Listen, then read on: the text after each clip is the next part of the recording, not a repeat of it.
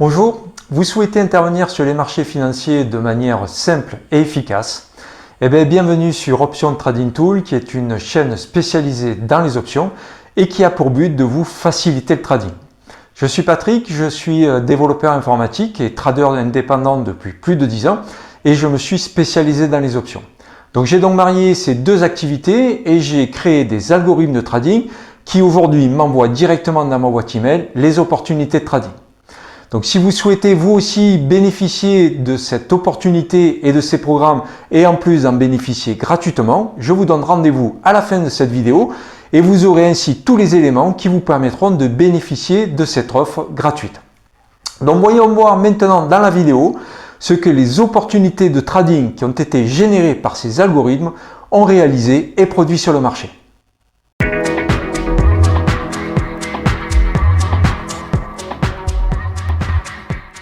Donc du côté des marchés, le graphique que nous avons là sous les yeux, c'est un chart en 30 minutes, histoire d'avoir une vue un petit peu plus précise de ce qui s'est passé. Donc ça, c'est la vue en partie de la semaine dernière, où on a eu évidemment cette forte baisse. On a eu en début de semaine un léger rebond et plutôt faiblard. Et évidemment, à partir de mercredi, on a eu une grosse baisse. Et depuis, malgré tout, le marché consolide sur ce niveau de baisse. Alors au niveau long terme, on reste malgré tout haussier, mais pour l'instant, il y a un certain nombre d'interrogations quant au fait que le marché va-t-il continuer sa baisse ou au contraire va-t-il repartir à la hausse. Du côté du VIX, évidemment, il fonctionne à l'inverse, on va dire, du marché, du SP, puisque lorsque le marché baisse, donc ça veut dire que le marché est en situation de stress et donc ça contribue à faire monter le VIX. Donc on voit que le mercredi où il y a eu cette fameuse baisse, on a eu une grosse hausse du VIX qui est montée jusqu'à 19. Et depuis que le marché s'est mis à consolider, évidemment, on a le VIX qui se met à descendre. Alors l'idée qu'on peut éventuellement avoir, c'est que sur le chart ici, qui est en semaine, on voit qu'à systématiquement, chaque fois que le VIX a rencontré la Kellner supérieure, il a réintégré les Kellner et il est revenu à la baisse. Donc là, si cette même chose se produit à nouveau, on peut s'attendre à ce que le VIX revienne sur les 12 et donc que le marché reparte à la hausse. Du côté des secteurs, on voit que c'est à nouveau donc, la communication service, comme la semaine dernière, qui a accusé la plus grosse baisse. On a également, et nous allons le voir, donc la même chose au niveau des technologiques.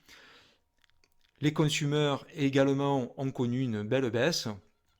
Quant aux consommateurs défensifs, par contre, sont partis à la hausse. Mais en tout cas, ont consolidé d'une part sur la semaine dernière et repartir à la hausse sur cette semaine. Au niveau de l'énergie, voilà, on est toujours sur un range global, puisqu'on voit ici, par exemple, on peut voir justement la borne haute et la borne basse entre lesquelles évolue le marché. Les financiales, quant à elles, fonctionnent plutôt bien. On est en train de consolider l'impulsion de hausse, donc on peut s'attendre éventuellement à une continuation de la hausse. Au niveau des healthcare, donc des valeurs de santé, de la même manière, on a eu cette impulsion ici et là on a tendance à la consolider. On peut éventuellement s'attendre à une accélération et une continuation de la hausse. Au niveau de l'industrie, c'est la même chose. Au niveau du real estate, c'est la même chose. Et les technologiques, évidemment, comme les communications et services, ce sont celles qui ont accusé le plus le coût et qui ont le plus baissé. Donc on pourrait penser qu'il y a probablement une rotation sectorielle qui s'est produite, puisqu'on voit que par exemple au niveau des utilities, durant le moment où les technologies ont bien augmenté, les utilities, elles, ont quant à elles baissé, alors que maintenant, c'est évidemment le contraire qui est en train de se produire.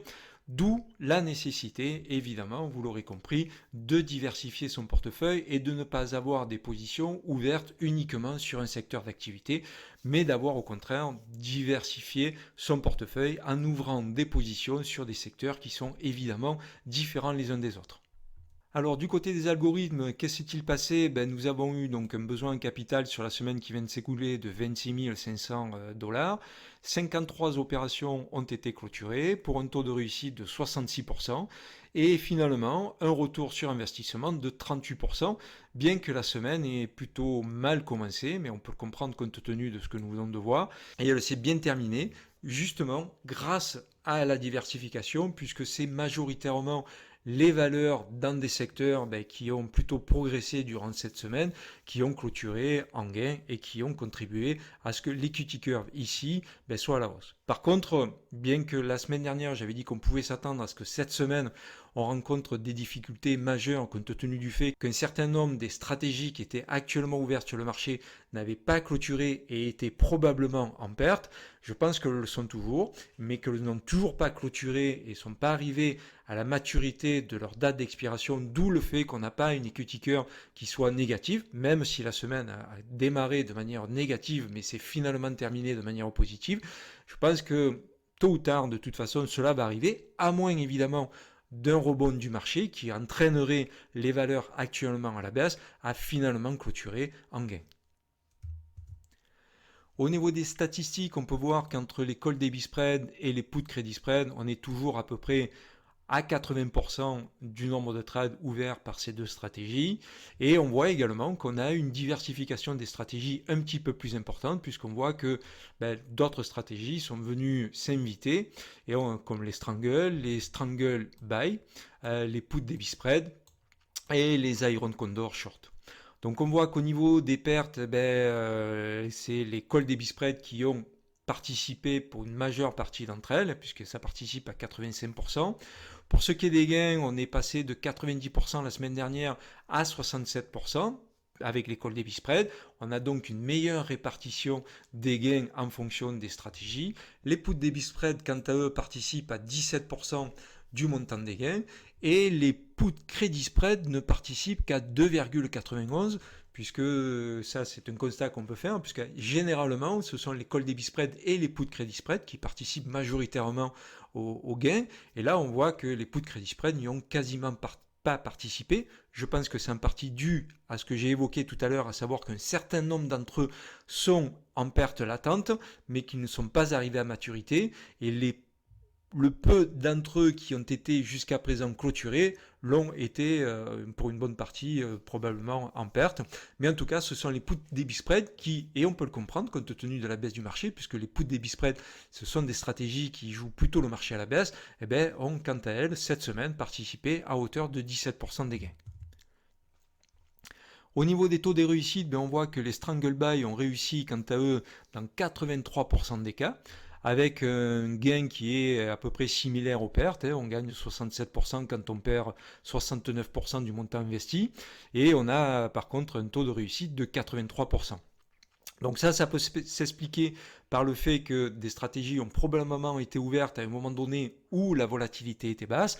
Dans la mesure où on a eu une hausse de la volatilité, évidemment ça joue en faveur des stratégies qui achètent des options, puisque dans la mesure où on a acheté lorsqu'il y avait une volatilité basse et que là il y a eu une expansion de la volatilité, ça a contribué à augmenter le prix des options, plus le décalage des cours, probablement plutôt du côté des puts que du côté des calls, mais ça évidemment ça dépend également des secteurs sur lesquels étaient positionnées les stratégies. Ça sera vrai pour côté put du côté technologique, mais probablement moins vrai du côté par exemple des healthcare qui elles ont connu une hausse cette semaine. On voit qu'au niveau des put debit spread, on a 100% de taux de réussite au niveau des trades et que évidemment on n'a que des trades gagnants et qu'en plus ils participent à hauteur de 197% du montant investi, soit 200% de return. Au niveau des call debit spread, on a un taux de réussite qui est similaire au taux d'échec, puisqu'on est 48 pour la réussite et 51 pour l'échec, mais on a par contre des gains qui eux sont de 177% de return, quand on a 87% de return, on va dire négatif, lorsque les trades sont perdants. Au niveau des strangles, pareil, on a 100% de taux de réussite au niveau des strangles.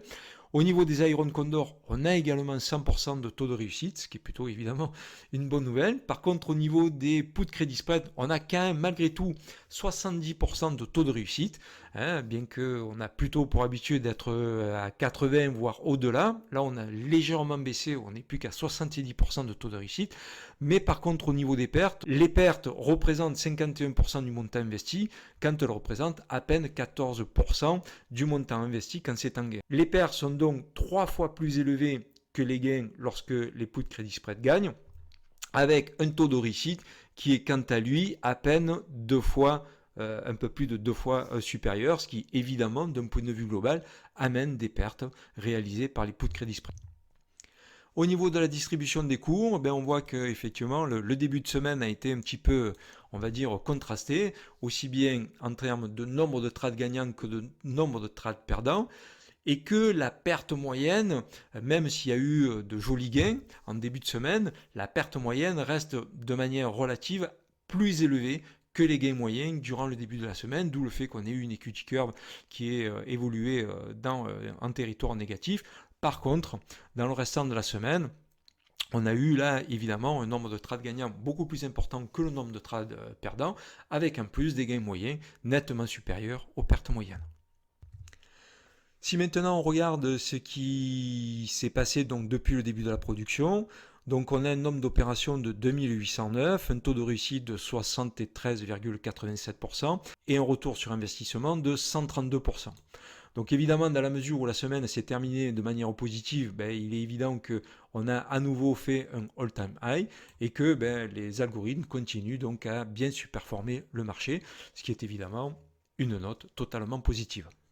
Vous aspirez à la liberté financière, mais vous ne souhaitez pas y consacrer la totalité de votre temps?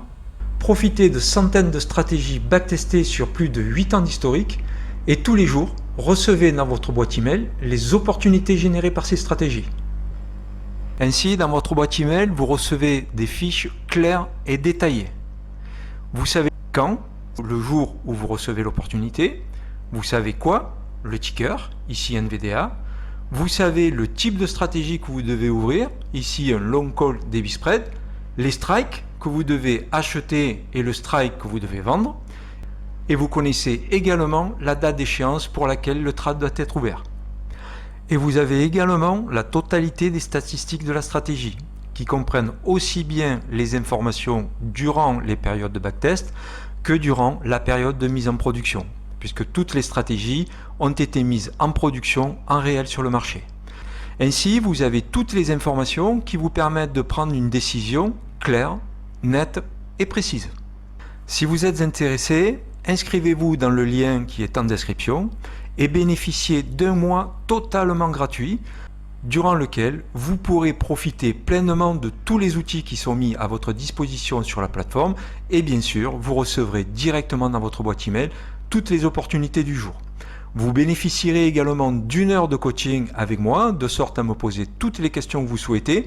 Et bien sûr, je vous formerai à l'utilisation de la plateforme afin que vous ne perdiez pas de temps à son utilisation et sa compréhension et que vous puissiez ainsi bénéficier directement des opportunités qui vous seront proposées et les mettre à profit sur le marché. Donc, n'hésitez pas. Merci d'avoir suivi cette vidéo jusqu'au bout. J'espère évidemment qu'elle vous a plu. Si vous avez des questions ou des commentaires, évidemment, n'hésitez pas à les laisser en dessous, à vous abonner à la chaîne, à cliquer sur la cloche pour être notifié des nouvelles vidéos que je mettrai en ligne, à vous abonner à la chaîne. Et quant à moi, je vous dis, en tout cas je l'espère, à très bientôt.